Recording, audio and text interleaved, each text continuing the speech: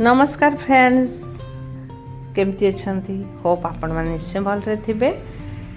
मु सस्मिता सिंह सस्मिता मेकअप आपण मान को परमानेंट हेयर पर्मिंग रो वीडियो नहीं आसी आपण मानक से वीडियो विषय डिटेल कहूँ। देखो जो मोर क्लाएंट आसते परमानेंट हेयर पर्मिंग करी तांकर हेयर को प्रथमे भल कि सांपो करदेलु कहीं जी हेयर को आम जिते भल कि सांपो करवा हेयर पर्मिंगटा सेते भल हेब।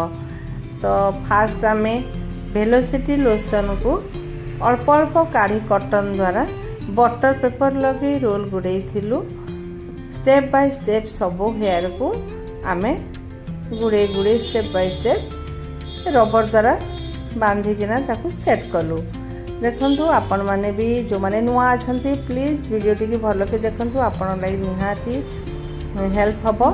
देखंतु तांको गुड़े साला परे प्रत्येक 10 मिनट रे पुणी टिके टिके वेलोसिटी लोशन काढ़ी आमे से रोल उपरे टिके टिके टिके टिके दउथलु कहीं ना जदि आमे भल कि वेलोसिटी लोशन 10 मिनट छाड़ी 10 मिनट एमती 1 आवर पर्यंत आमे देथिलु तो पर्मिंगटा लॉन्ग लास्टिंग रहबो और बहुत भल हबो।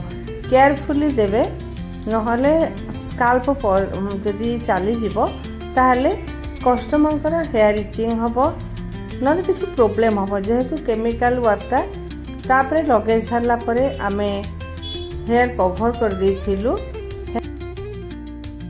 हेयर केप द्वारा आमे कवर कर देथिलु। तापरे 10-15 मिनट परे ऊपर ब्लो ड्रायर का हीट ड्राई देथिलु। हीट ड्राई देला परे हमर 1 घंटा रु 1.5 घंटा हो गला। आमे चेक करथिलु पर्मिंग जेतेबे होई गला हेयर को भल कि वाश कर देलु आउ टावल ड्राई कलु।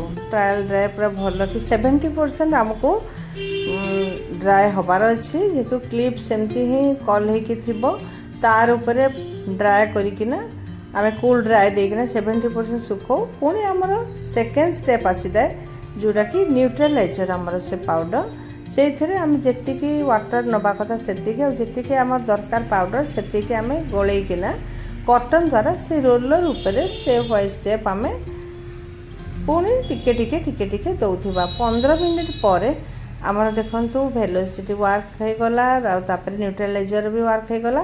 वर्तमान क्लिप को आमे गोटे गोटे करी स्लो रे धीरे धीरे सबू क्लिप को खोली देलु। वर्तमान आपण देखंतु आमर हेयर पर्मिंग जोटा परमानेंट हेयर पर्मिंग रो काम आमर हो जाइछि। कस्टमर भी बहुत खुशी हो गले। तो आपण मन को केमती लागला वीडियो प्लीज सब्सक्राइब करिवे लाइक करिवे। आपणकर गोटे सब्सक्राइब आम पाई बहुत इम्पोर्टेंट बहुत खुशीकर कथा। फ्रेंड्स जो माने नुआ अच्छे प्लीज आमको कांटेक्ट करंतु ब्यूटिशियन कोर्स आ मेकअप शिखवा पाई आमको मेसेज द्वारा तांको फोन नंबर देले आमे तांको कांटेक्ट करिवु। आ मो वीडियो टी को शेष पर्यंत देखुथिबारु बहुत बहुत धन्यवाद। Thank you.